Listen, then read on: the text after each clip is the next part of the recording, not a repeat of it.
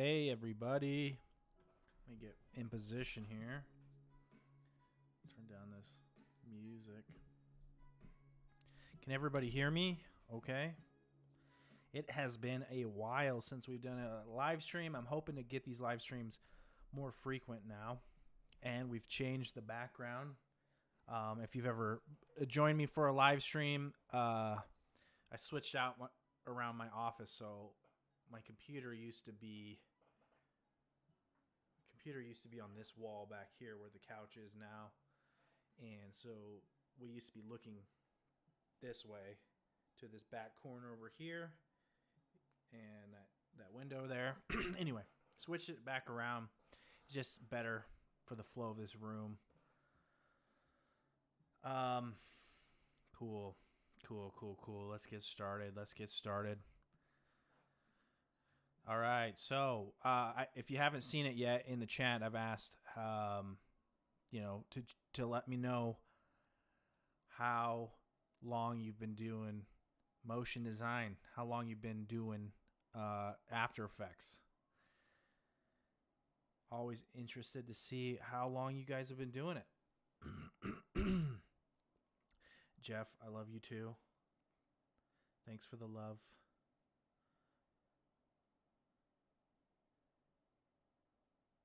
Everybody can hear me good. Good.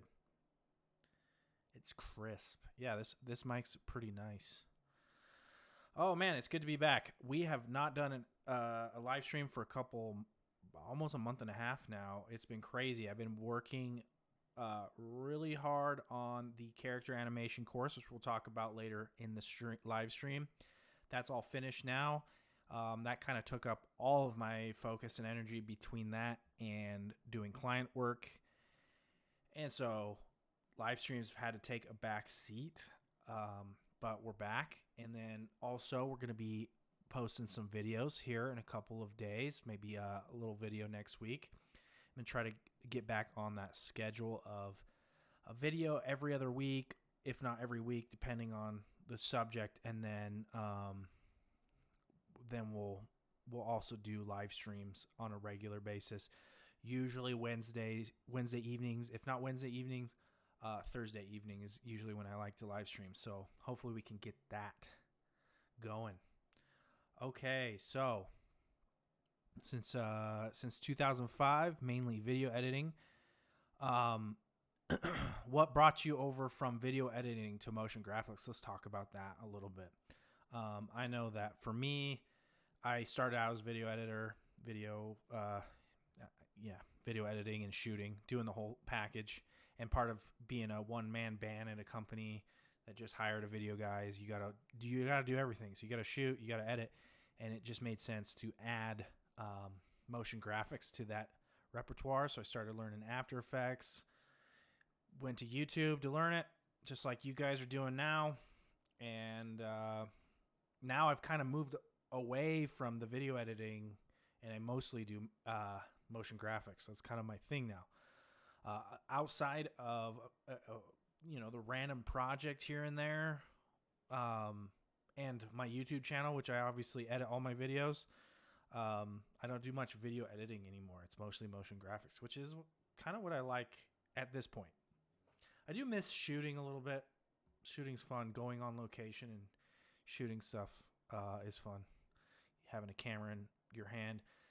I got a Blackmagic Cinema camera, and this thing never goes out of my house anymore because it just sits on my desk for these live streams. It's kind of sad. All right, since 2005. Woo. Okay, 3 years, but not very consistent. Well, let's change that. Let's get this going. Obviously, a lot of you guys have joined the live stream today because we're going to be talking about how to get better at character animation. And so I'm assuming that everybody is all about that character animation. We just got a new subscriber. I don't know how to pronounce that, unfortunately, but thank you. Welcome to the channel. So yeah, I'm assuming everybody here is wanting to learn character animation. So that's what we're going to talk about today. And we'll get into it here in just a second. Sounds like we got a few people who are just getting started with character or with motion design, and character animation is part of that. And that's kind of the niche that I've moved into in terms of this channel, is character animation. I enjoy doing it, and I enjoy helping people learn how to do it because it is tricky. It's hard to do, and so anything that I can do to simplify that process, because I've spent a lot of time learning it, I want to simplify that process for you guys. And I do think it is one of those things that is not as complicated as it might seem, but I'm just trying to add some quality tutorials out there to help make character animation that much easier. Let's see here. Cool. So hopefully, let me just ask you guys, how many of people here are here because you want to either do more character animation, or you are getting requested to do character animation from clients or from your job or whatever it is, and you want to improve in that area? I'm hoping everybody here is in that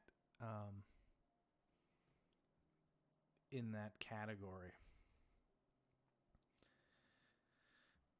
because I know that for a long time I dreaded character animation.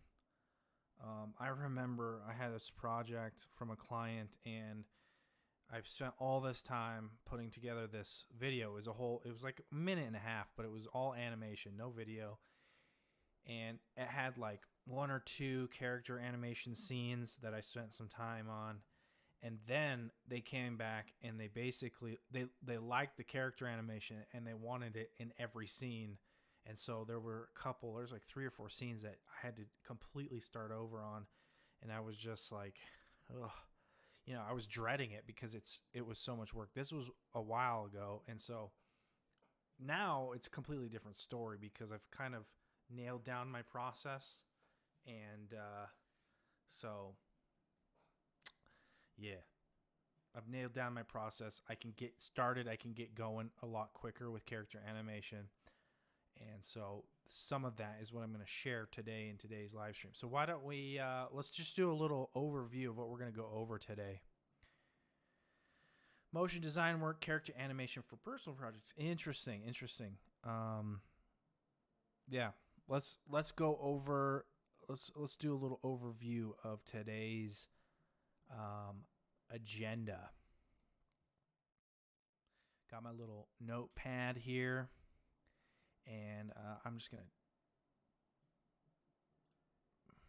hide the chat box on this screen. Okay, so today's agenda, we're doing a little welcome and kind of like what we're here for. Obviously, I'm hoping everybody here is here for character animation. Then we're going to talk about how to get better at character animation. I'm going to show you my process. I'm going to explain to you my process for how I got better and how you can get better too. Character animation is a multifaceted discipline. There's a lot of different moving parts. There's a lot of different things you need to learn in order to do it. So we're going to go over that. Then I'll kind of demonstrate it. We'll just spend a little bit of time making a little character animation. I'll kind of show you the process of how I go through what I talk about in this step, right? So we'll put that to work. And then we're going to talk about Limber, because that is the tool that I like to use for character animation. And I'm gonna go over a few reasons why I love Limber, why you should love Limber. And then we're going to talk about my character animation course at the end. And I've got a special offer for those of you who are joining in the live stream today for that course. And then I'll take you guys' questions, whether that be about the course or character animation in general, or you're wondering how to do something, you can ask me, or it can just be a general After Effects question. So that is the agenda today. And it looks like we have a few people making friends in the chat. That's always nice to see. Awesome. Okay, well, should we get started? Let's get started on how to get better. Let's answer this question. How to get better at animation. Now, there's an obvious answer to this, and I'm wondering if anybody in the chat wants to take a guess at what the answer might be. What would be the most obvious answer on how to get better at animation?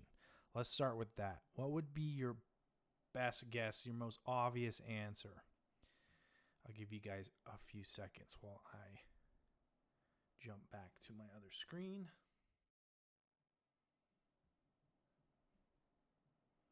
It's one word.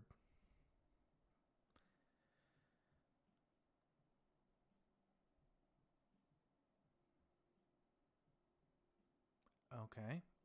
Replicate others' work. Okay. That is definitely one way to do it. And I would say maybe I would replace the word replicate with kind of so you don't want to copy other people, but definitely you want to find inspiration from other people's work. And sometimes figuring out how other people did something is a way to get better, right? But then you need to take those skills and apply it to your own ideas, right? So that's a good answer. Work. Okay. Yeah. Work. Do it, right? 12 rules of animation. Yes. Mastering those rules, understanding those rules, and then knowing how to implement those rules definitely will make you better. The word that I was gonna say is practice, right? Which is kind of what you just said, right? Work, do it, practice. Now, that seems super obvious, right? So don't close out the live stream and say, okay, I joined this live stream, he's telling me to practice. That's super obvious. Well, let me just elaborate on what I mean by that and why I think sometimes it's hard to practice character animation, especially in After Effects. Okay, a little bit of a story time for you guys. Some of you guys might relate to this. Some of you might not relate to it, but my first introduction to character animation in After Effects was Duik. And I'm sure you guys have heard of Duik, right? If you've ever searched character animation in After Effects on YouTube, you'll find tutorials about Duik. Now, here's the thing about Duik. Incredibly useful tool, has a lot of functionality, not easy to learn. The learning curve, the barrier to entry is extremely high, right? The cost of entry to be able to proficiently use Duik is very high. Because let's think about it. In order to know Duik, let's go back to our notepad. Okay, in order to use Duik, you need to know how to design your character. Oh my gosh. Design your character. You need to know how to bring your character. Well, let's just keep this simple. You need to know how to use Duik, right? To rig. So you need to know the rigging process, how that's all supposed to go. And then you need to know how to use the controllers. You need to know terms like IK versus FK. And by the way, design is a big one. Like, let's just say, like, this one, you need to know how to create joints that don't break.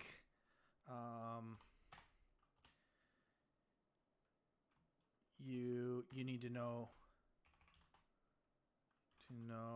how many different layers to make an arm. how many layers you need for the leg and foot. You need to know how many layers for the body, right? So basically the point I'm trying to make is like before you can even get to animating with Duik, you've got to know all these things beforehand, right? There's no way with Duik to just be like, look, I've got this idea in my head of this character. I want to just like practice animating. No, you've got to design a whole character. And if you're just starting out, right? If you're, just 3 years into After Effects and you're just starting out, you don't know all this stuff. You don't know how to design a character to be rigged. And then you go and you look for a tutorial on YouTube and it shows you how to, set up all the structure layers and blah, blah, blah, blah. But they don't talk about how to design your character artwork so that everything fits together, is compatible.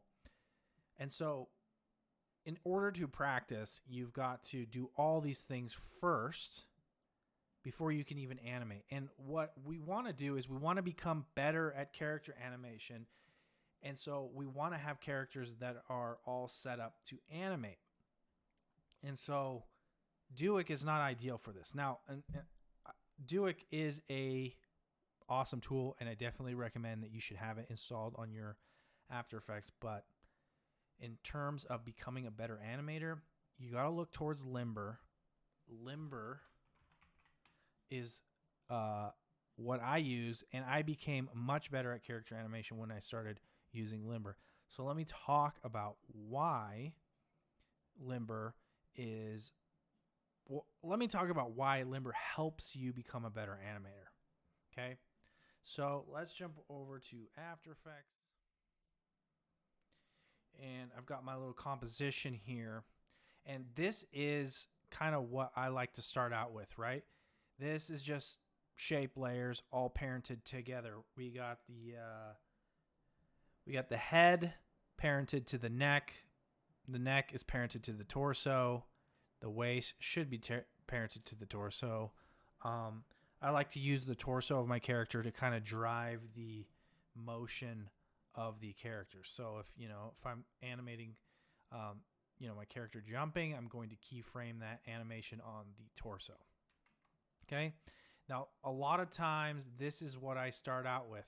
I just start out with these plain shapes because if I have an idea in my head and I want to practice animating, I don't want to spend all that time like deciding like what color the pants going to be, what shape are the legs going to be, how long, what are the shoes, like those design decisions. Sometimes when I'm just trying to practice, like let's just get rid of those decisions. I want all my mental capacity reserved for this practicing this animation. So I'll just do this. Now, if you don't believe me, if you're a subscriber of mine, let's go over here.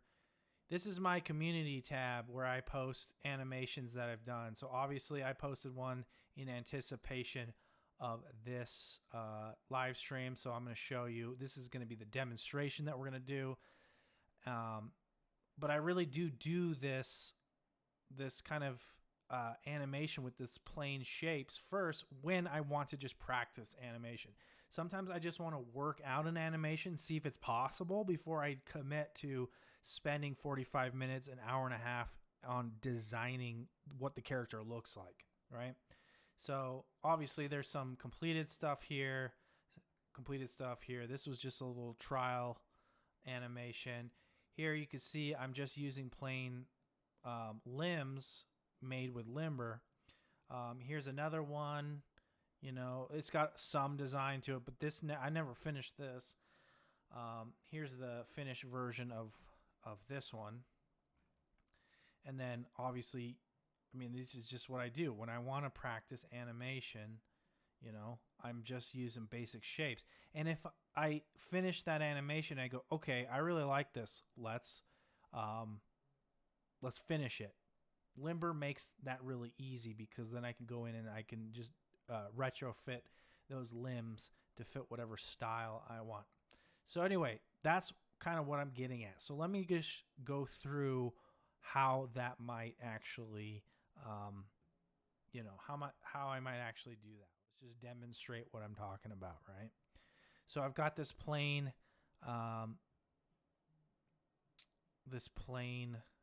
thing here. And what I love about Limber, which you can't do with Duik, is that I can come over to Limber and I could just hit new. And then Limber is going to prompt me to name that.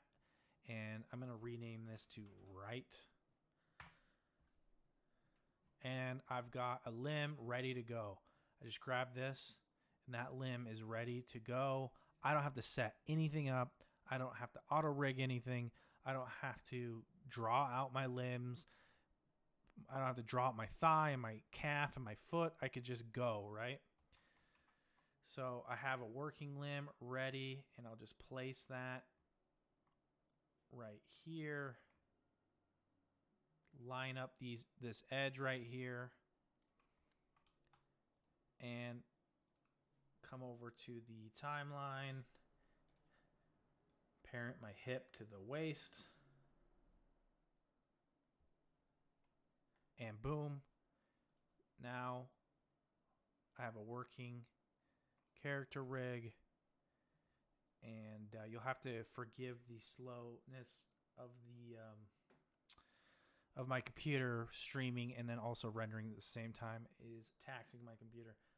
I'm going to change the way it bends so that it bends out this way. And then, boom, I've got that leg all set up. I come back over to Duik and duplicate that, which, again, Limber is going to ask me to rename my limb. This is another reason why I love Limber, is because it is very proactive about requiring you to name your limbs, and it requires you to change the name if you already have one. So I'm going to call this one left. And then I'll just grab my new limb and move it over. And again, I'll just line up this side. And then I'll take my leg layers and I'll put them at the bottom. And just to keep things consistent, I'll just change the color of that to match the legs. Okay. And now I have this character. Okay, we got to turn off the snapping. So now if I grab the torso, we're ready to go. To get to this point with Duik, I mean, it's another 30 minutes, right? So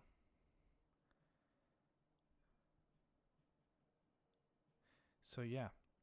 Sorry, I'm just catching up on chat. Yeah. Cool. Okay, let's just put this here. So now we just got to do the arms and we're ready to start animating. So I'm going to come back over to Limber and I'm going to select arms. All this is doing is changing what the name of our controllers is going to be. So I'll hit new. Now we got this arm here, and obviously my arm needs to be a different length, so we're going to come over here and I'm going to change it to 100 by 100. And then I'm going to change the width of my arm to 30 all the way down. And then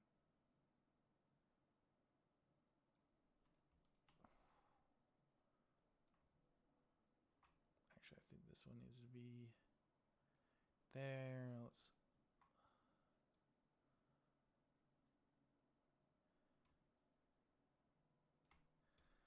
Okay. And then I need to take the right arm and put it at the bottom of my layer stack. So it's behind both the torso and the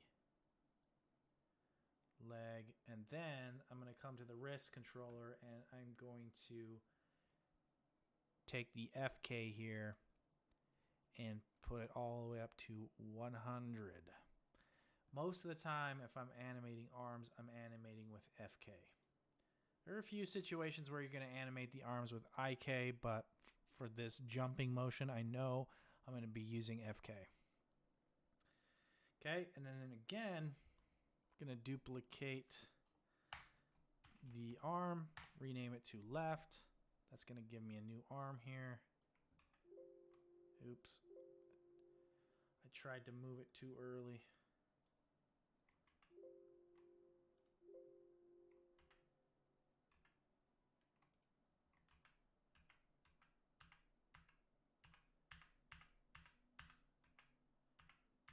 It did not like that. Okay. Let's try that again. Let it do its thing. Make sure it's finished. Okay, now it's finished. Now I can move the arm. Okay, cool. All right, and then on the arm, I'll just do the arm a different color for now, so it's easier to see. I'll do the same thing on this left arm. I'll just match the arms. Again, right now I'm not making design decisions. I'm just setting this up so I can play around with it. Designing a character for After Effects animation is very limiting creativity-wise. Yeah, to a certain degree. It's obviously it's not as flexible as if you drew out your character by hand, frame by frame. That's obviously going to be the most flexible creatively because you can do whatever you want, but that's also the most time consuming. So yes, you're right. You do have to make some compromises in terms of character design with After Effects, but I would argue that, why do you do character animations in the first place? Well, it's to tell stories, right? And what's most important when telling a story? It can be the character design, right? Because the character design tells story about your character, but it's also in the animation. So if you have, everything is a trade-off between time, the amount of time you have to do that, right? So if you can tell the same story but in half the time, or even a quarter of the time it would take to do that same animation frame by frame, like for example, we're going to animate this character jumping across the screen. If I can do that in 15 minutes versus 3 or 4 hours frame by frame, and the trade-off there is I have to compromise a little bit on the look of my character, that's why I'm choosing After Effects. Now, that might not be the right choice for every situation, but, that is something that you have to take into consideration. However, I will say that you can probably do a lot more with character design than maybe you're giving After Effects credit for. It just requires a little bit more technique to accomplish. So, but again, right now we're just talking about practicing, right? Character design is a whole other topic, and that's kind of my point, is like when it comes to Duik, learning how to design your characters so that then you can go and animate them, or then you can go practice animating so that you can become better. And just like was mentioned before, the 12 rules of animation, understanding those rules and then implementing them into your animation takes practice. But if you're having to spend 45 minutes, hour, 2 hours designing or learning how to design characters so that they can be rigged and then you can animate them, your progress towards practicing those 12 rules of animation is going to be really slow.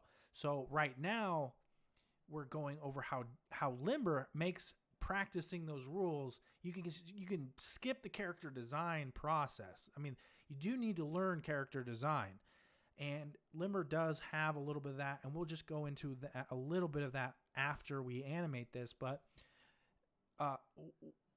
what Limber allows me to do, what Limber allows you to do, and what I suggest that you do is to just practice with these plain looking characters, right? Forget the design decisions. We just want to get better at character animation. Because if we're good at character animation, then we can tell a story with a character as simple as this, right?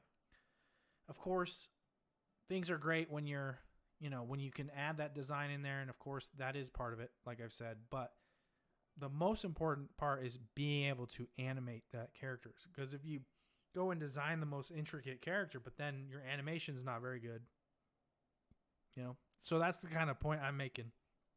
All right, so the last thing we need to do is just parent our shoulder to the torso, and then I always like to just jiggle this around, make sure everything's parented up right. Good. Okay, should we start animating? Let's get into the animation process. So we're just going to do this real quick. And before I start, I'm going to make sure my... Okay.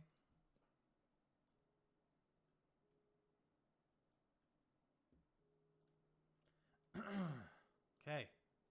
Let's get into the animation. So whenever I'm animating a character, I always like to start with the torso, the main movement first, and then I go back, I finish up the legs, I go back, I finish up the arms, and then, yada, yada, yada. Because everything, especially in an animation like this, where the character is going to be jumping, it's all going to be driven by the main motion, the jumping motion. So whatever the arms do, whatever the legs do, whatever the head does, that's all going to be driven by that main motion. So I like to work out that motion first and then kind of go and fine tune everything else. So I'll show you what I mean. So with the torso, one thing is I always like to separate my dimensions on my position property, because I like to be able to animate the side to side motion independently of the up and down motion. Okay. So, and let me show you what I mean by that. So I'm going to come a little bit in here, and I'm going to create a keyframe on the X position.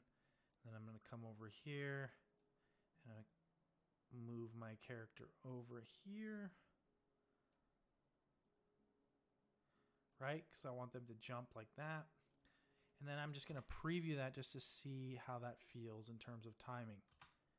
And already I can tell that in terms of a jump, if my character's jumping, that's way too slow. So I'm just going to bring this in a little bit.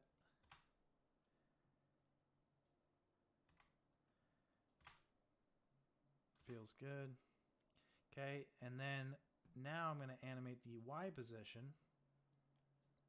I'm going to come into the middle of this. Okay. Then I'll come to where he lands. Copy that first Y position. Paste it. Okay. Now, obviously the motion is very boring, and I think it's maybe a little too fast. So I'll grab those keyframes, holding Alt, just drag that over, just to extend that out a little bit.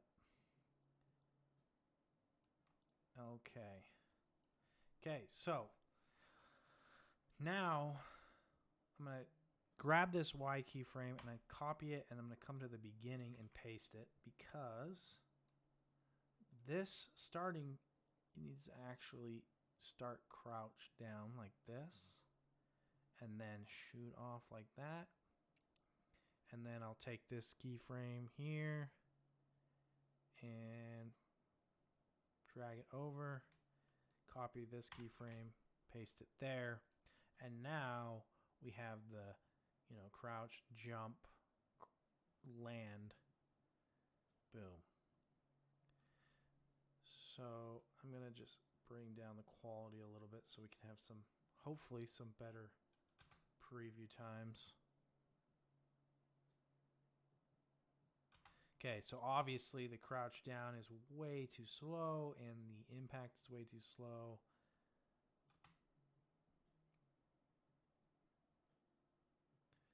Okay, I'm going to just shorten our timeline so we can watch it all pre-rendered. That's pretty good. Okay, so now we just need to work on the easing. Okay, so I'm gonna work on the Y easing. I'm gonna grab all those keyframes, F9 to apply some default easing, and then I'm gonna go into the graph editor and let's play around with some of these easings. So for the crouch down, I'm just gonna basically pull those handles in, and then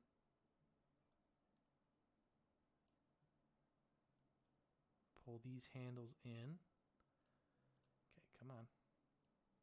There we go.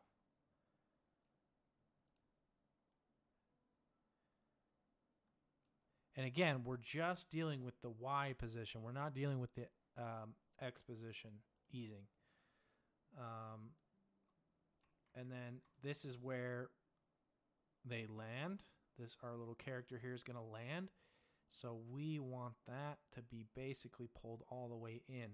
The reason why is because as the character comes up to the top of the arc, you know, this is where their momentum's starting to slow down and gravity is going to pull them back down. And then as they land, that frame right before they land, they need to be traveling at the fastest that they're going to travel, and then it's an abrupt boom.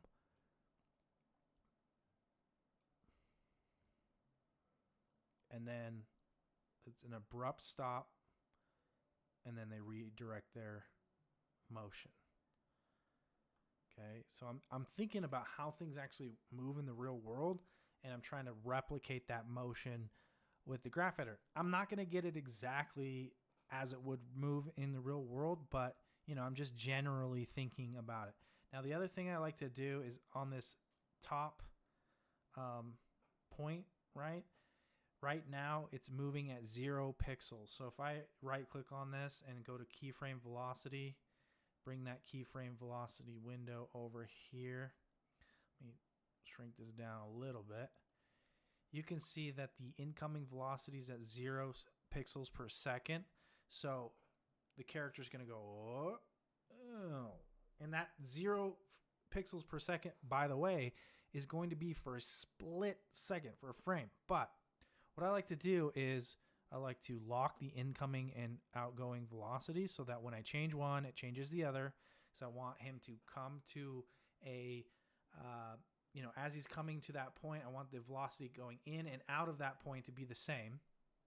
And I don't want it to be at 0. I sometimes like to do like 20, right? So he slows down on that top of that arc, but doesn't come to a complete stop. That's just one way I just smooth out that motion. And then, of course, preview it, see if it looks good. Okay, we'll let it run through one more time.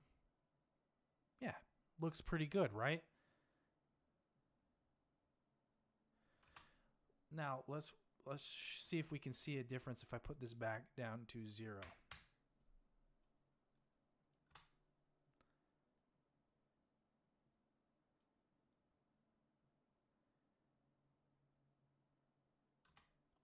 Can't really tell a difference on this animation, to be honest.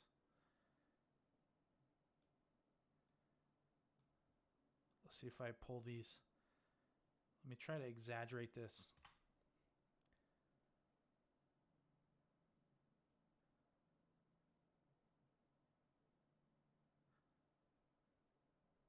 Yeah. You can't really tell a difference in this one because of the way that he's moving. But one thing is we'll just do like 59.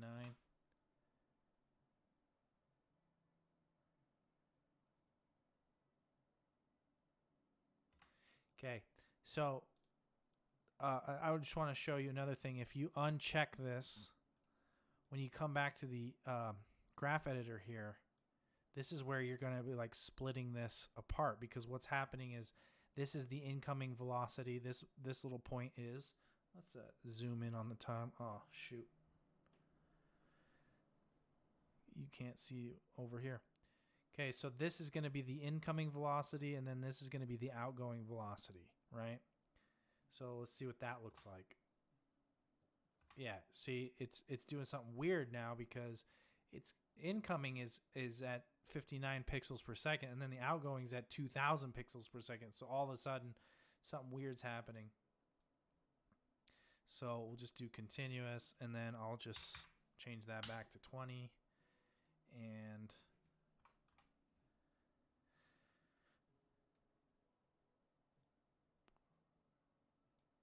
okay, but we don't want this to be, you know, as he's pushing away, we do want some buildup of momentum. So another way we can visualize this is the value graph, right? So as he crouches down, kind of eases into that motion, and then kind of ease out. And then this right here is going to be when he lands. And then when you land and your legs catch you, there's an abrupt change in momentum, because now you're hitting the ground, and then your legs are going to push you back up, right? So boom. Okay. So that's the basic motion. And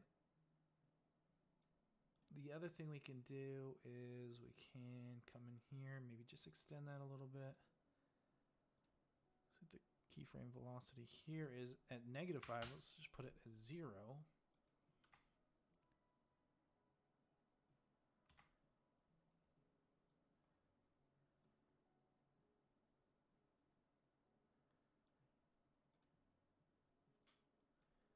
And then we can add some default easing to the X keyframes just to smooth out this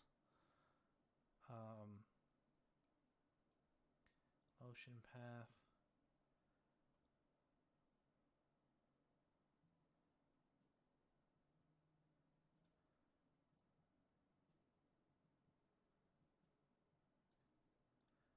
I think we need to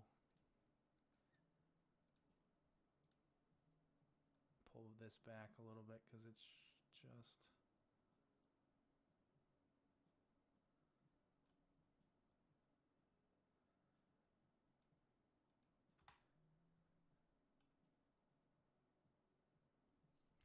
the first run through is always rough. Okay, I think that looks pretty good.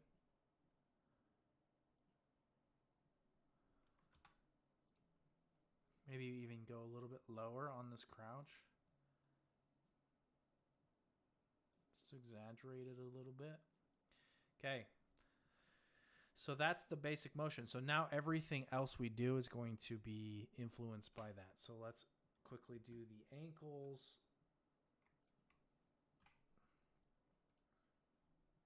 Obviously going to start here. Grab these position keyframes.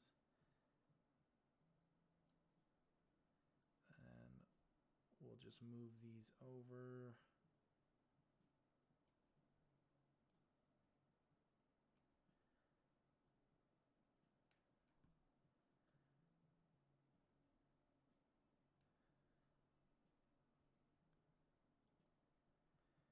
Okay. So now we're just moving things into place. Obviously, we're going to animate the ankles so that they aren't long like that. So there's a couple ways you can do this, but one way is that we can come over here and we can animate the stretch. So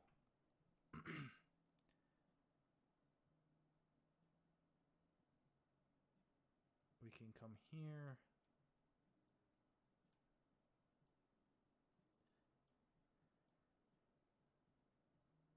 Stretch, and then we can turn the stretch off on this frame, and then turn it back on this frame.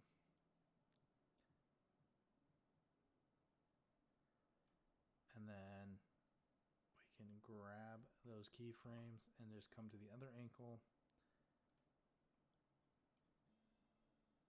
And my After Effects is really slowing down right now.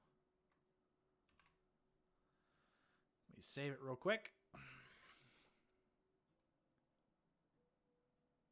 Man, just even the interface is slowing down. Okay. So on the other ankle, we're going to paste those keyframes. Boom. So now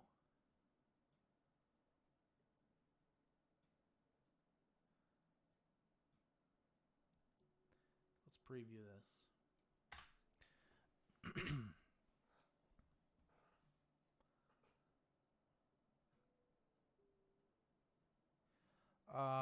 Is it necessary to have stretch on? Not always. When you have stretch off, though, some funky things can happen.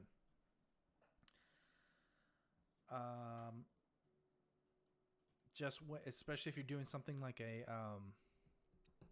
walk cycle.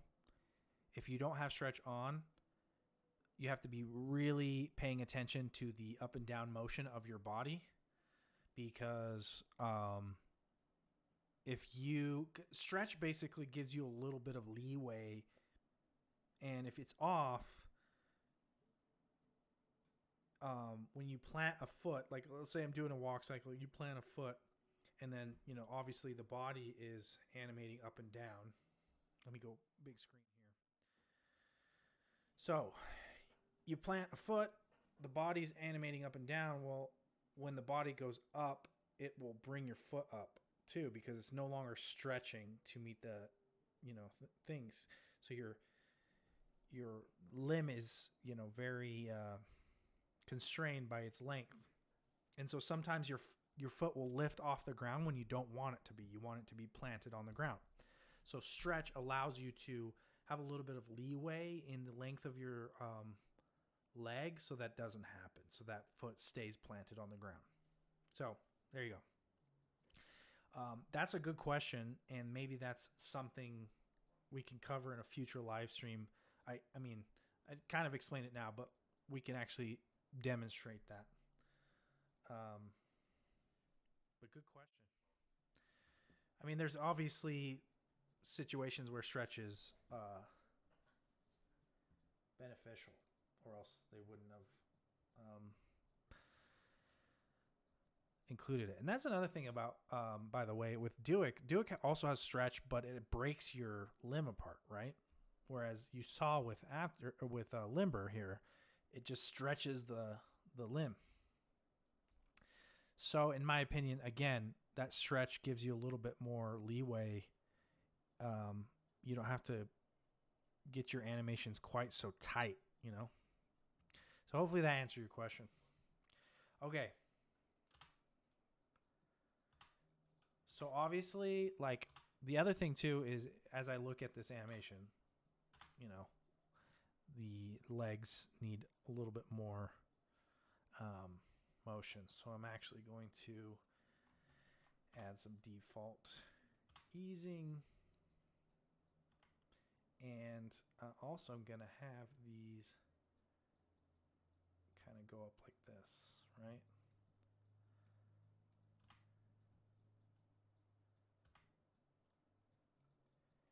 And I'm going to work on the easing a little bit. I go back to the speed graph. Actually, what I want to do is I want these to move in an arc.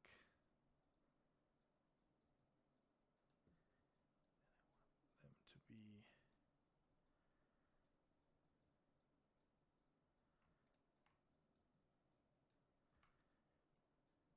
so see how I have these 2 points? because my incoming and outgoing velocity are not linked. So I'll just link them up. So now I just have 1 point. I'll just bring it like that.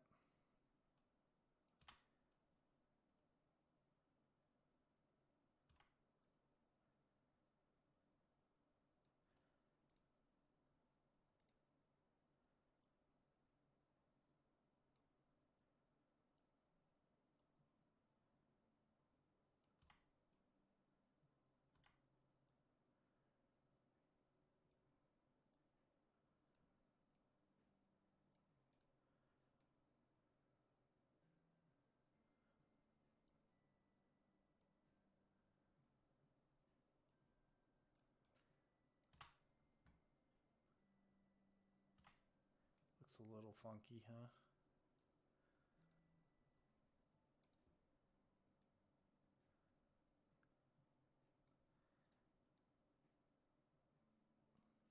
I'm going to bring this one forward a little bit. Copy that easing.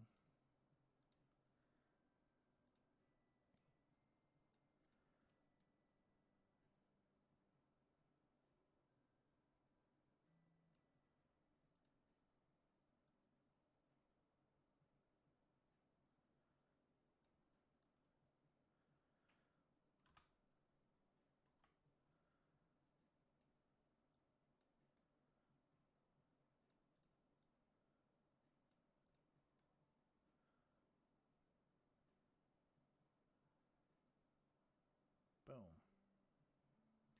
I think I want this to come.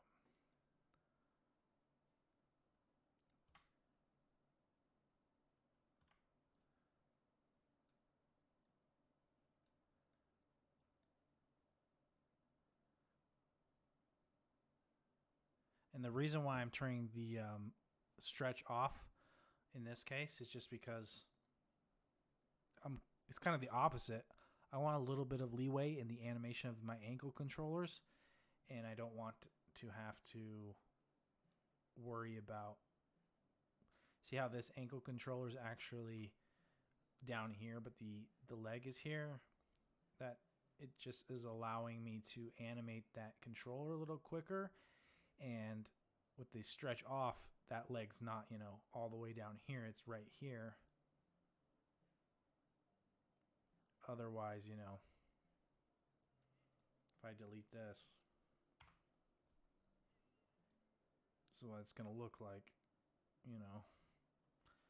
Now, if you're animating, you know, Mr. Stretch or whatever his name is from Fantastic Four, great. Keep the stretch on, but for now, I'm just going to do that. I think this leg is a little too early.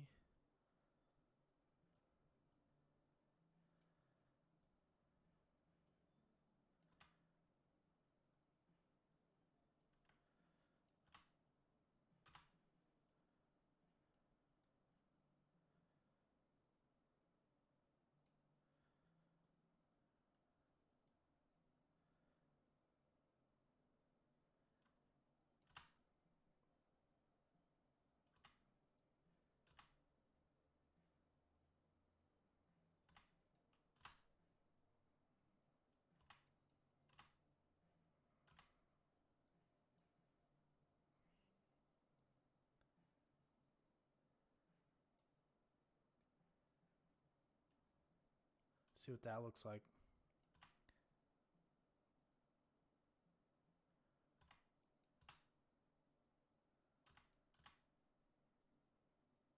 It's not bad. I think I want to have this come down further. This to be just a couple frames slower.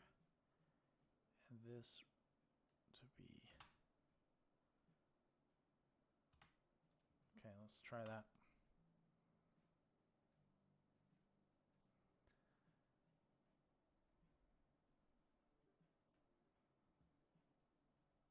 Looks pretty good. I mean, in terms of... Now, this is a little bit sharp. So what we might do is just grab that a little bit and just soften that landing. So the landings are just a little bit, you know. Maybe it's not even that. Maybe it's just going down too far. You know. Something about that motion that's just a little too sharp. Okay, let's do the arms. Let's move on to the wrist. With the wrist, now the wrist we're going to animate completely differently because we're going to be using the FK, the upper FK, and the lower FK. So I've created those two keyframes. We'll go to the beginning here. Bring those keyframes, line them up with the beginning keyframe of our torso. And then again, you know, have the arm come back like this.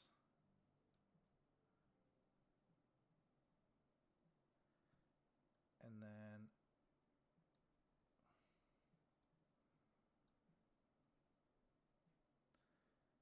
the arm come up like this.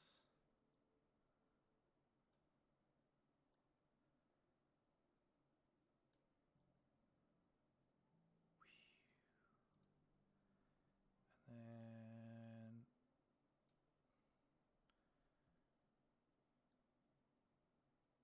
oops. Boom. And actually, right before we land, I'm going to copy these keyframes, paste them. We land. And that the motion's going to happen pretty quickly, right? So it goes shoom. And then we'll just do forward.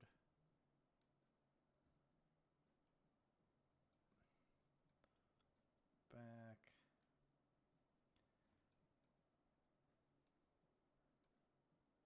Rest.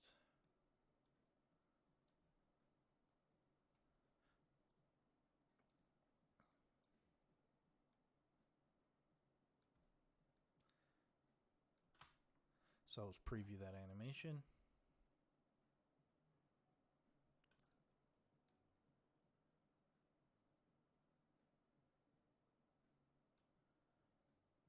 I actually think I want it to go instead of that.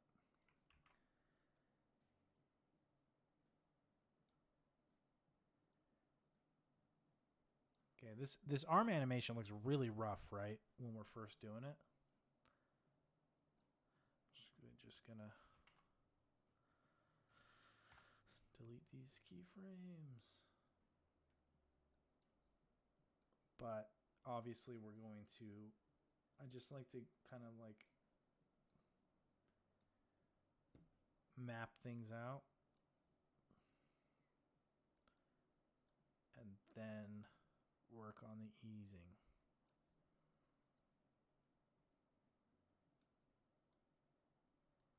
Okay.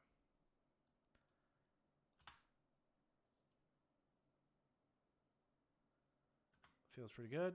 Then we'll just grab all those keyframes, hit F9, and then I always do this. I grab the keyframes for the lower half, the forearm, and we just offset those by a frame or two, depending. If you're in 24 frames per second, I would do 2 frames. Already, just from adding that easing and offsetting those frames, it already looks better, right? So I almost don't even want to change anything there. Maybe I'll just use one of these like presets. By the way, if you don't have flow, I recommend it. It's pretty good. Maybe one thing I would do is it comes back here. I'm just going to add one more kind of swing forward. So what I like to do is if I'm going to add another swing in between these two, I'm going to copy these last keyframes, paste it where I'm at so that I can see visually like where it's going to rest. And then I'll just go forward a little bit.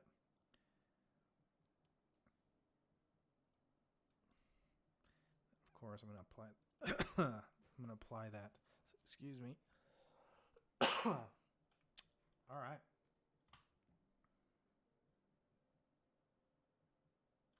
That might be too swingy, but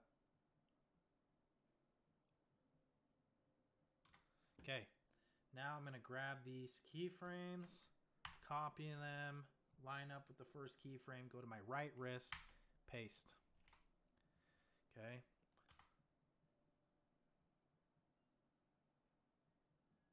Okay. Now, here's what we can do. We can either keep that, or what we can do is just offset these keyframes from that other arm just so they don't look like they're going in unison. Or instead we can have it swing forward instead.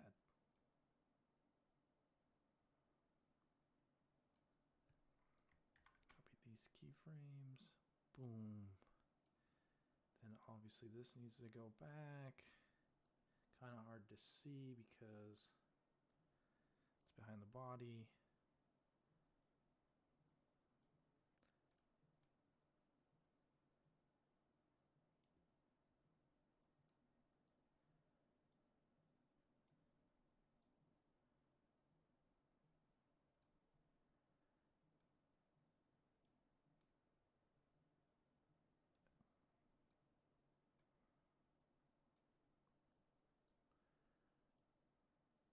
Boom.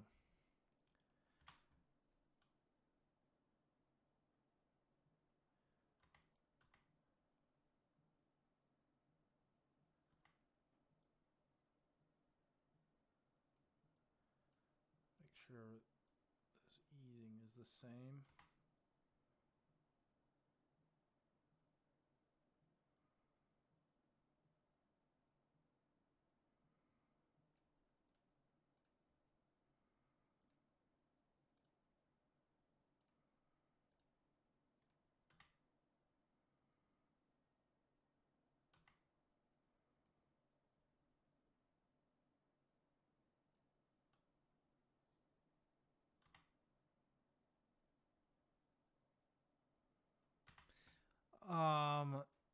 Would Excite from motion extension?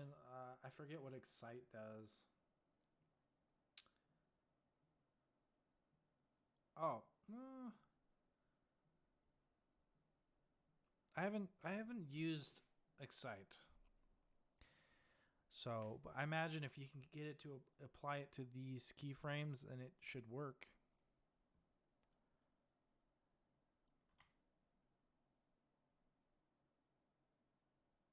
All right, so we have a few things to finish off.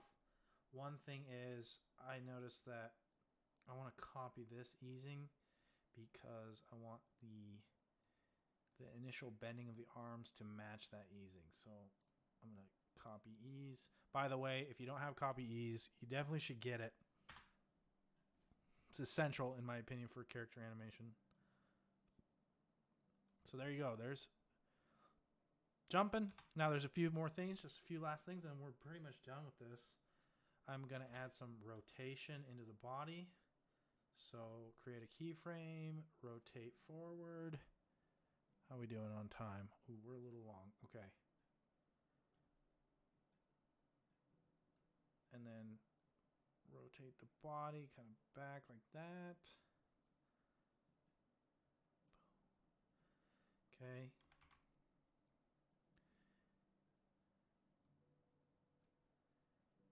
Body's going to kind of come forward a little bit as it hits. Boom. And then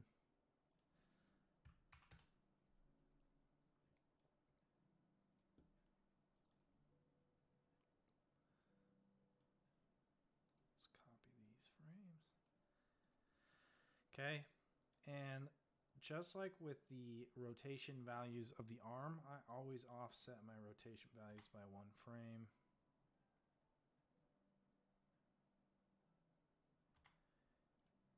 Except for these, I need it to be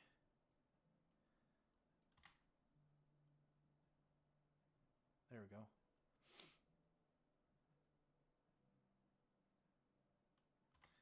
Good.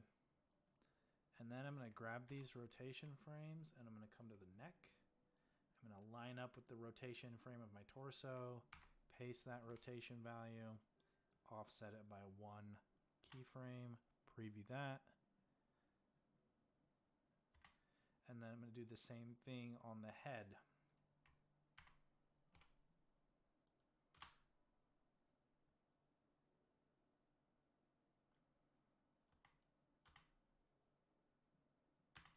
And then maybe I'll just adjust this a little bit. I don't need the head to be so rotated. But, you know, by copying and pasting those keyframes, we're like 90% of the way there. And we could just go make some adjustments. That looks pretty good. Okay. We're done. We've got an animation. So I've practiced an animation. Now, if I like that animation, here's what's cool about Limber. I come over here. I already have some character designs all done. I can come grab one of these controllers. I can copy that layer style. Come over here. Paste that. Obviously, I'm going to have to make some adjustments to like the width of my character. But that's all really easy to adjust. So let me paste this. Okay. Come over to the waist. I think the waist I could probably get away with just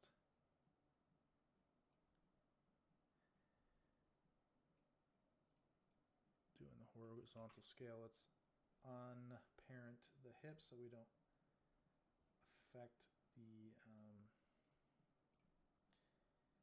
scale of the hips. Okay, I come over to this waist.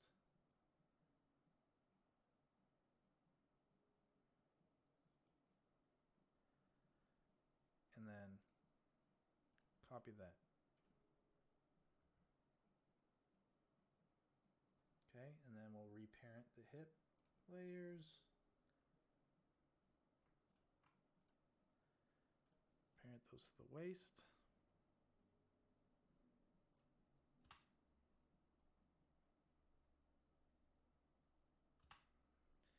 Okay, for the torso,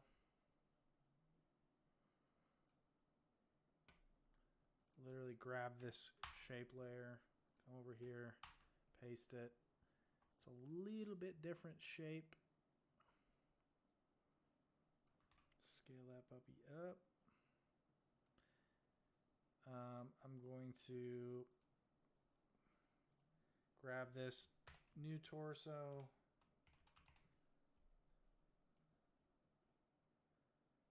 And then parent it to the old torso holding shift. I'll snap it in there and it's going to snap it to the same size, but I can always up that size. And I can either copy the keyframes from my old torso and paste it to this one, or I could just hide the old torso. I'd probably recommend, if you want to keep making adjustments, to just copy and paste things, you know. But we can come here, extend the torso a little bit, and then reorder it underneath the neck.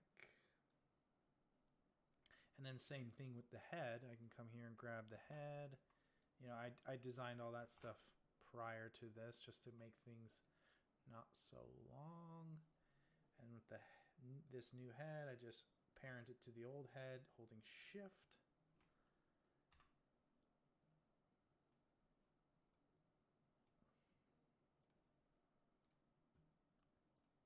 Here the neck. Copy the color. Reposition the neck. Okay, looking pretty good. And then for the arms, I just have a little sleeve layer here that I can come in, grab, and since we're using FK, I can easily just reposition these arms.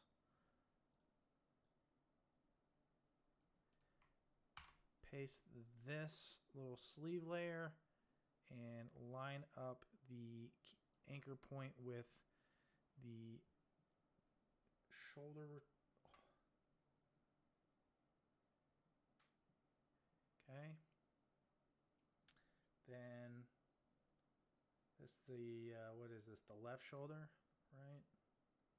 Yeah.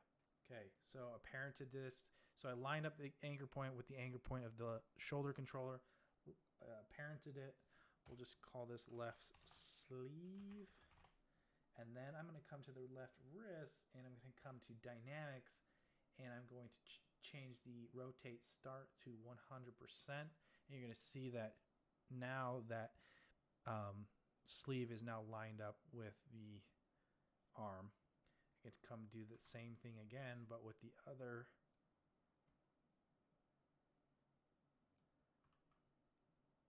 Let's see what the scale was on that. This is right sleeve. Always remember to label your layers, increase the size, parent that to the right shoulder, come to the right wrist, come to the dynamics, change the rotate start to 100%. Watch as that sleeve lines up with that arm. And now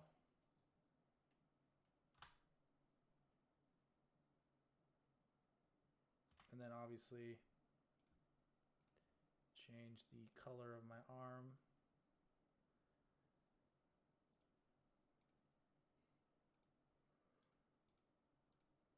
Now, do you have to start with animation and then do design? No, you don't.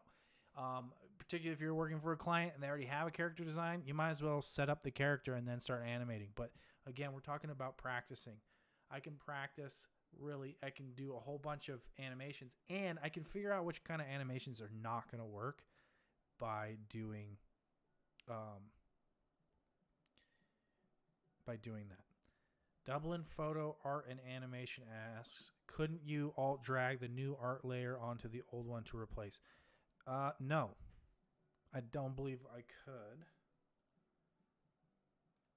And I'll tell you why, but I just want to make sure. I want to make sure I'm right in saying that I can't.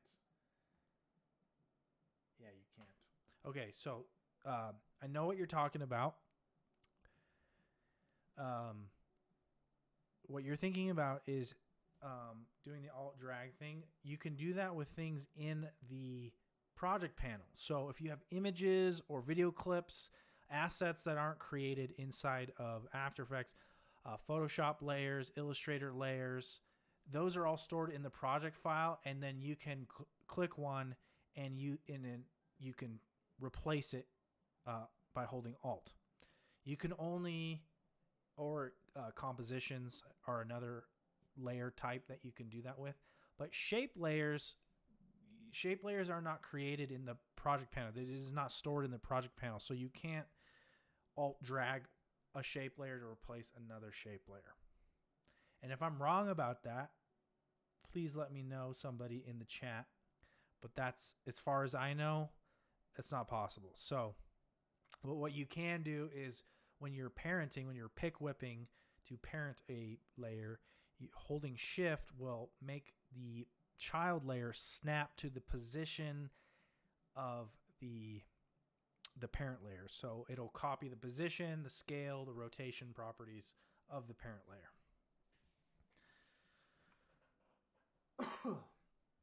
Okay.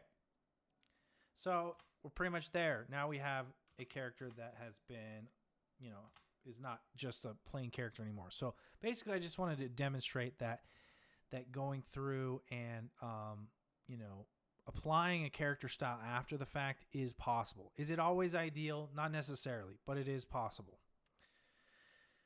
So at this point, as I just finished this up, does anybody have any more questions about Limber or about this process? Basically, the premise of today's video is how do you get better at character animation, and that's obviously through practice.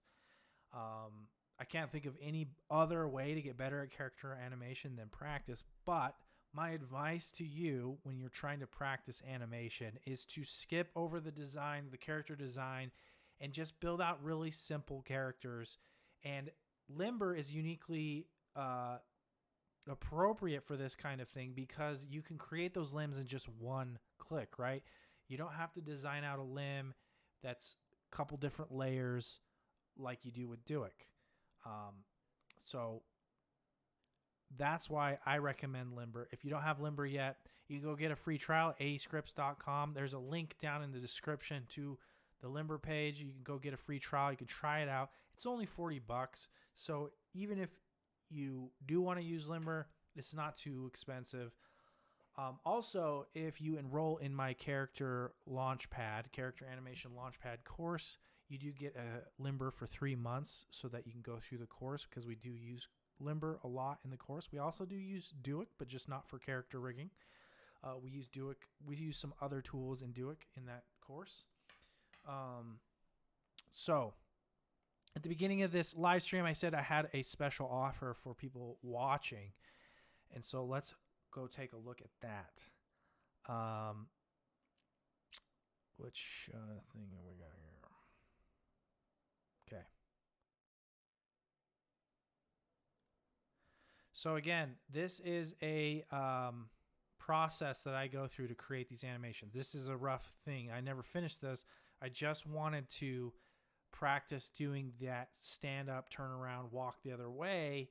And I'm not going to spend time, doing something like this where I have to design out the whole character. What does his hair look like? How do I, how do the hands work? I don't want to spend time doing all that when because if I do all that, I spend all that time, I'm an hour and a half, 2 hours in before I even get to try the animation that I had, right? So that is what I'm trying to drive the point home, is just do simple stuff like this. And by the way, if you want to learn how to do animations like this, like the body turning, this character stands up and then turns around, walks off the screen. That is something I do cover in my course, Character Animation Launchpad. This is if you go to keyframeacademy.com/character launchpad, it'll take you to this page. This page is all about what's in the course, what you'll learn in the course. The course is divided into basically 3 chapters. There's kind of the intro chapter. We're just kind of get familiar with the tools. The second chapter is all about, how to do that kind of body turning, how to rig that up so that you can turn your character bodies. And then the third chapter is like, how do you take all that from chapter 1 and chapter 2 and you make kind of unique, mind-bending animations that are very outside of what's typically done in After Effects. At the beginning of this live stream, we talked about how After Effects does come with some compromises in terms of what you can do, but I think you're capable of doing a lot more in After Effects than people realize, but not very many people are talking about how to do that. So that's kind of, I share with you in chapter 3 my process for creating animations like this from unique perspectives. And if you follow that process, you'll be able to create animations like this, even if you're not good at drawing, even if you don't have an art background. I outline this process, and then Limber obviously is a part of how I am able to do that. You're not able to do animations like this, or here's a better view of this animation. You're not able to do animations like this with Duik, in my opinion, or at least as easily and as quickly. So that's kind of some of the stuff that we cover. Big shout out to some of my students, Tim, Cameron, and Elijah, for leaving some good reviews on the course. Awesome students. And then also the price of the course is $197, or you can do 2 months for $99. So yeah, and then obviously I have a 30-day money back guarantee. So if you take the course, you're not satisfied, of course, give your money back. I haven't had anybody ask for their money back yet. I did a little bit of a pre-sale of this course, so those who pre-ordered the course got the course early, and I've had almost entirely good reviews of the course from students so far. So, but that money back guarantee is there for 30 days. Just in case, it doesn't meet your expectations. If that's the case, I don't want to take your money. So the course is about 6.5 hours. I give you character design templates because we do go over the character design process. I know we didn't do that too much today, but we do go over that in the course because that is an important part of character animation. And like I said in the beginning, even though when it comes to practicing, you should just skip over that part. That part is important when you're actually doing character animation for a final project. So we go over character design. I give you a little template that you can use to design your characters. And that template is just to guide you to design it in the right way so that it works with Limber. And then we go over how to do walk cycles, this is a big one, how to do a walk cycle where the character is actually moving across the frame and their feet aren't sliding. We do that. We then go into the 2.5D kind of animations. So how do we achieve that? How do we use Duik to achieve that? How do we rig a character so that you can turn it? I show you how I do that. We go over how to animate hands gestures. We do head rigging with Duik. And the reason why I am using Duik in the course is because outside of character rigging, Duik has all these other tools that I think are actually more useful than the character rigging tool. I use Limber for character rigging, and then I use Duik for head rigging or rigging up. We do a whole head rig. So how to make a head rig that can look up and down, side to side, that can show different emotions, how to rig up the eyebrows, how to rig up the eyes, how to rig up the mouth to go between different mouth gestures. You could take that and do lip syncing if you wanted to. So it's a full-fledged course that goes over pretty much everything you would need to know to do character animation for a client, right? And then, of course, I show you how I approach certain kinds of animations. And then we finish off the course with a big project where we come up with an idea. We create references to guide us through executing that idea. And so anyway, there's a free preview lesson. You guys can go watch that if you want.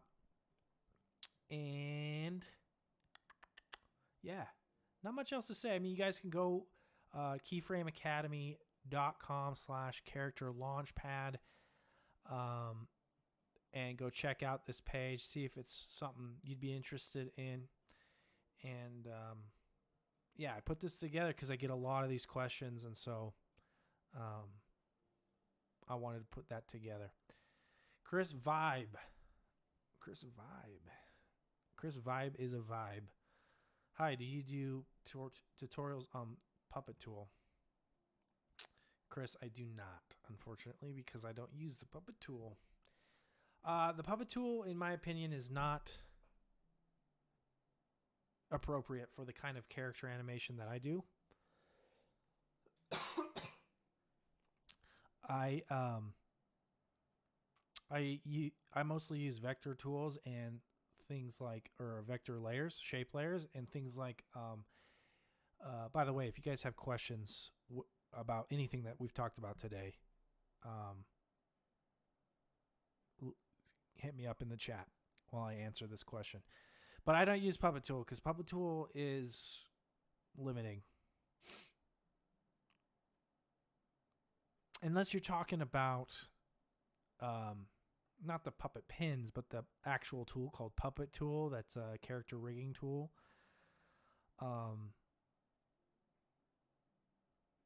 Which was made by, I can't remember the guy's name, but it's, it's a tool that you download. It basically just sets up IK rigs. I don't do tutorials on that because I don't use it. I have used it in the past, but it's very bare bones in terms of the what it comes with. So I don't really do tutorials on that. If you want to do some of that stuff, you might as well use Duik or Limber.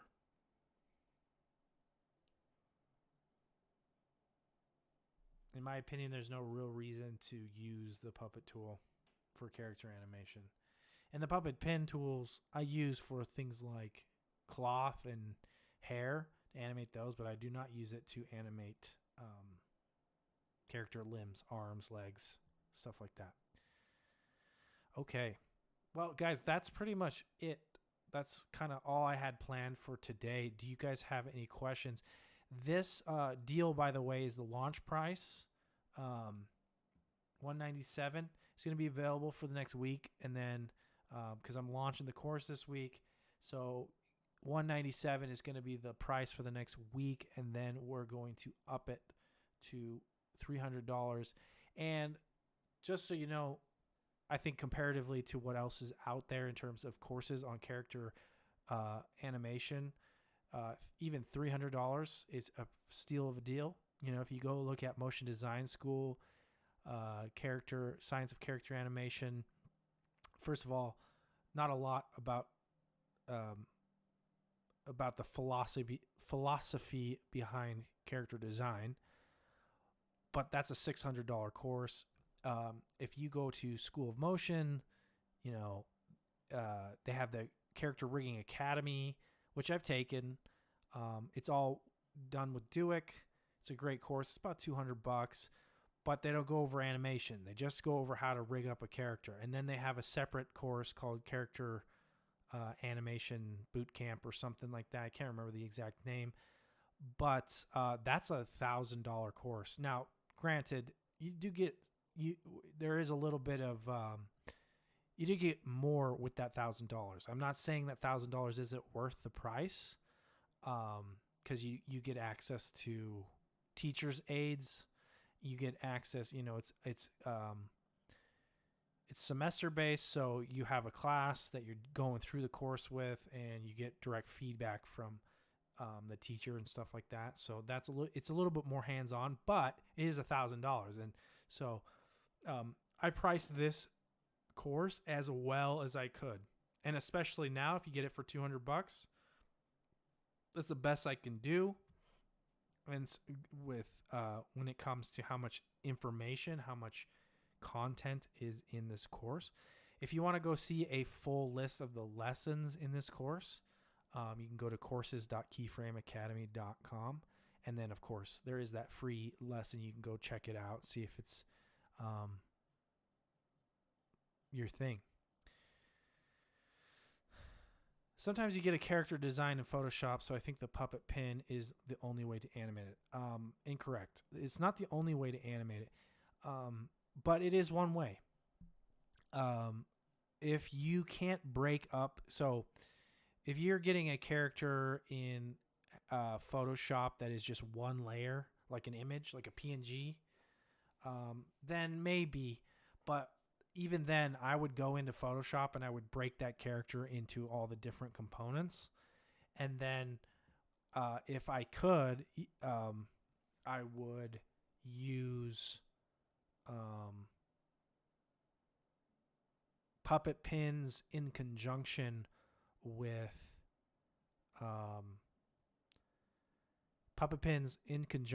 Duick. So there's a way to rig things up where you place your puppet pins and then you create bones with Duick, and then you rig those bones to work in an IK fashion. Let me just demonstrate what I mean. Let me come over to After Effects.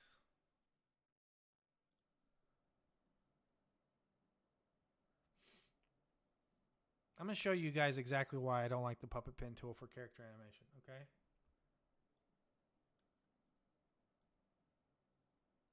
Okay, let's say this is an arm. Now, ignore the fact that this is a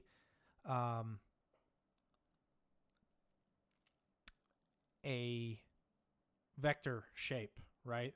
Well, let's pretend this is a Photoshop file. In fact, to make it more like a Photoshop file, we'll pre-compose this limb.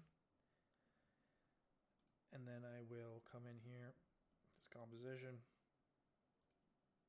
and I'm going to auto crop it. Okay. So here we have a rasterized image, okay? And you come over here, you make your pin for the shoulder, for the elbow, for the wrist, right?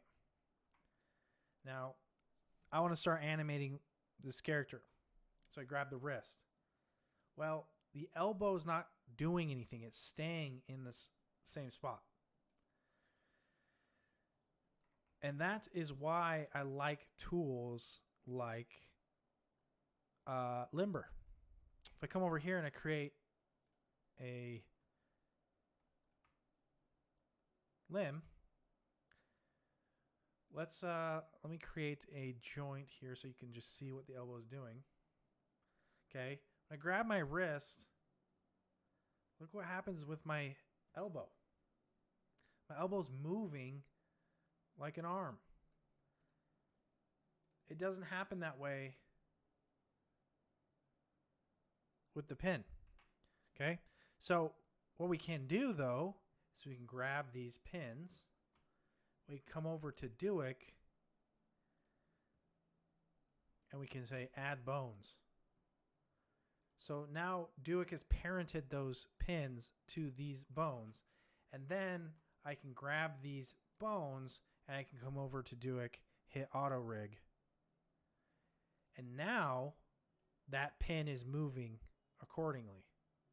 Now obviously the way it's distorting the arm is not how I'd want it, so I would have to go in and adjust some things with the pin itself. But again, not the most ideal way to rig things up. But now it's acting more like a limb. So Chris Vibe, he said the puppet tool comes in After Effects. Yeah. So there's a little bit of confusion on my part here because there's the puppet pin tool, which comes with After Effects. There's also a tool you can purchase called the puppet tool, which basically does what I just did with Duick. But it's a little bit more simpler of an interface. But it basically makes null objects that those pins then follow and then rigs it up in an IK fashion. And if you don't know what IK is, IK stands for inverse kinematic. It's just a way to rig things up to connect up your joints of your limbs so that when you move the wrist, the rotation and position of your other joints act accordingly. So, yeah, again, my little bit of confusion on my part because I was thinking you were talking about the puppet tool, which is like an add-on that is used in conjunction with the puppet pins a lot of times. So it's kind of confusing.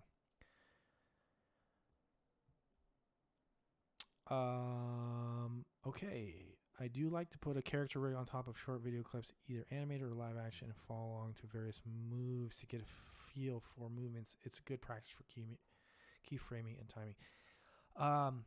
Yeah, actually, Dublin, this is the comment I'm referring to. Let me bring that up. So Dublin says, I like to put character rig on top of short video clips and either animated or live action and follow along with various moves to get a feel for the movements. It's good for practicing for keyframing and timing. So this is actually something I addressed in my course on the 3rd chapter. My recommendation is if you want to get really good at character animation and you want to kind of develop your own style, is to not actually trace over video, but to kind of just grab frames and then kind of do your own in between those frames. Use those frames as kind of key frames, pun intended, for posing, and then work on the animation itself. And the only reason why I say that is sometimes if your animation follows like live action motion doesn't look interesting when you're animating it. Animated characters should have a little bit more exaggerated movement than live action. And so sometimes if you're just tracing that live action, you're not developing an intuition for how to exaggerate those movements. So, I mean, it's not a bad place to start, but what I like to do is I just like to sometimes I'll just create the reference. So I'll grab my wife and I'll snap some pictures of her in like some key poses from a key angle. And then I'll kind of sketch over those photos to just kind of remove all the unnecessary information that comes along with the photo. So like you know, um, I'm getting rid of the detail in her clothes and stuff like that because I'm going to, do my own character design. But I just want to be able to see things from a frame of reference. And so I will, take pictures, make those sketches, kind of animate those sketches for timing. But I'm only taking pictures of like key poses throughout the animation. So, yeah, those key poses are just for frame of reference, but then I'm going in and I'm actually animating the character to follow those poses, but then, I'm having to implement more of my intuition into how to make the character move a little bit more exaggerated. That's just one way to do it, by the way. I'm not saying my way is the best way or the only way. That's just how I do it.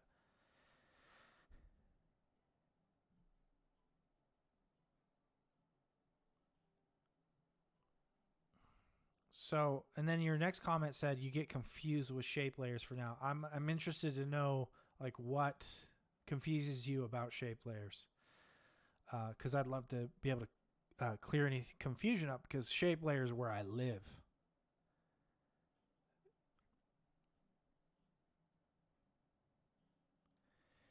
Chris Vibe, where do you get this Duick plugin? It's free. Just search Google for Duick Bassel, Bassel. And you'll be taking the website. You can get it for free. I do encourage you, though, that if you do end up using it for client work, that you donate some money, whatever you think is fair.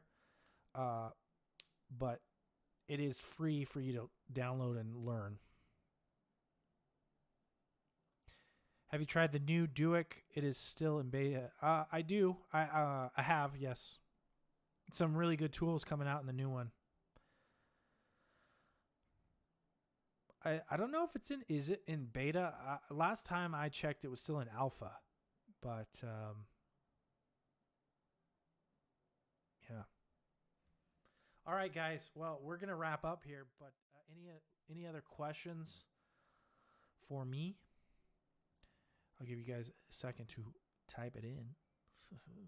By the way, if you are not yet subscribed, make sure you're subscribed on YouTube. We're gonna have some videos coming out in the next couple of weeks. We're going to be doing regular live streams. And go follow me on Keyframe on Instagram. Sorry. Go follow me on Instagram at keyframe.ed. I sometimes will post kind of work in progress stuff there or final stuff. Just, another way to interact with me. Also, if you want to get in contact with me, Instagram's a great place to do it. And then I do have a TikTok set up. So if TikTok's more your thing, go follow me there. Chris, you're asking when do you do lives like this? Wednesdays, like today, or Thursdays. But I think we're gonna stick with Wednesdays for now.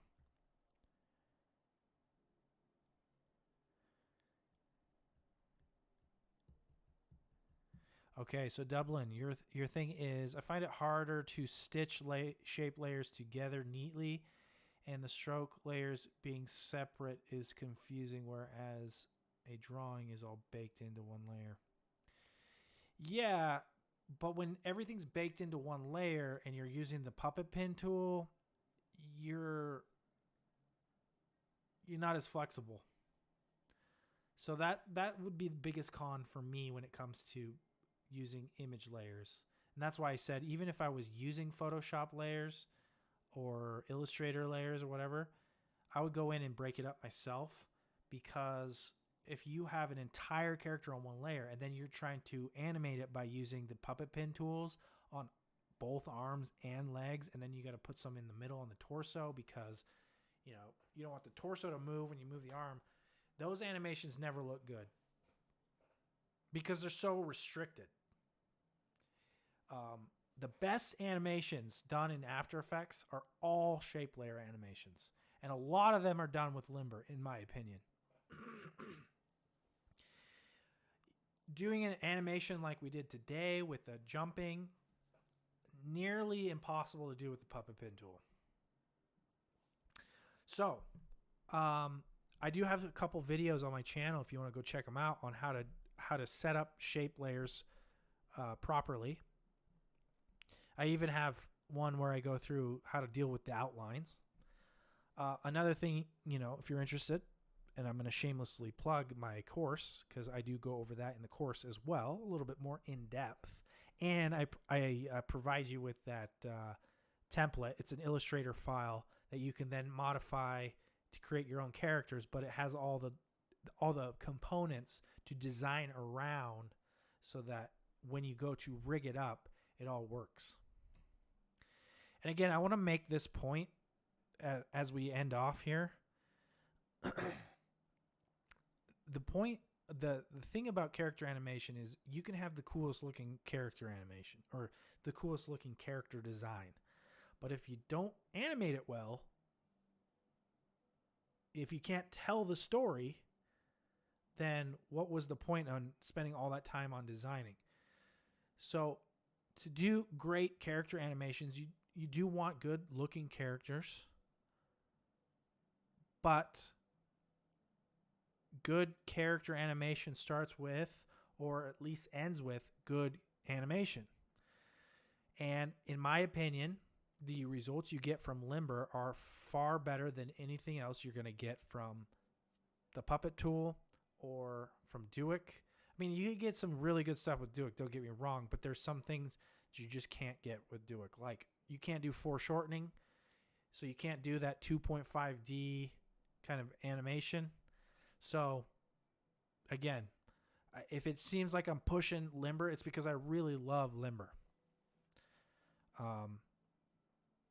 And if you're talking about stitching layers together, I mean, Limber makes the whole limb for you. It's already stitched together. So, you don't have to worry about how does the knee fit with the thigh, Yeah, animation, more important than character. You could have the most simple character, right? You could have literally a character made up of circles. Circle for the head, circle for the body, and then the limbs. And the kind of stories you can tell with that are endless. And you don't even need all the details of a character. You don't need, I think you guys get it, right? You guys get it. So, seriously, this is how you become better at character animation. You need to practice, and you need to, in order to practice efficiently and to get better, you need to skip the whole design process for now and then go back to it once you're more comfortable. I mean, that's just my advice.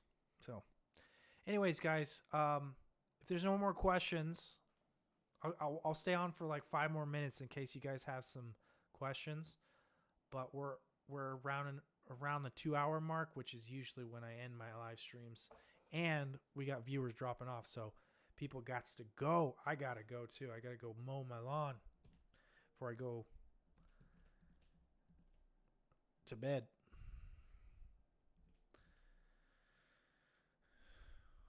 By the way, thanks everybody for commenting, and thanks everybody for the questions. Your questions are what makes these live streams, in my opinion, valuable for everybody else, because your questions prompt a lot of good discussion on my part.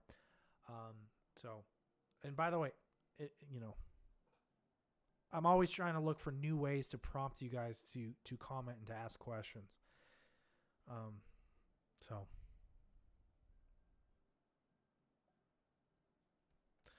All right, guys. Well, thanks for joining. Thanks for commenting. Thanks for joining. Thanks for watching.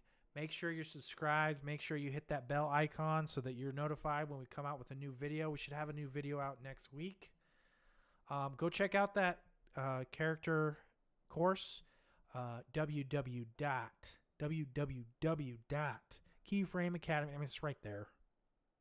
Character Launchpad. That's the name. Well, it's actually, the name of the course is Character Animation Launchpad, but I just wanted the URL to be as short as possible. So it's keyframeacademy.com/character launchpad. Go check it out. See if it's your thing. again, a lot of the things that people are saying they're struggling with, I address in that course. So go check it out. Chris Vibe, how long did it take you to learn this stuff? It took me a while, Chris, but subscribe to the channel. Go take a look at that course, but subscribe to the channel because I got lots of videos on character animation on this channel.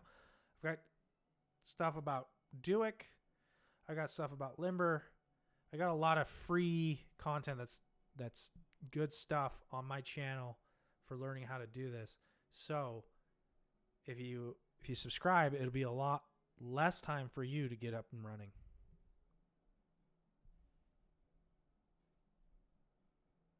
$3070 Ti, it's plenty. The problem is not going to be your computer. It's going to be After Effects.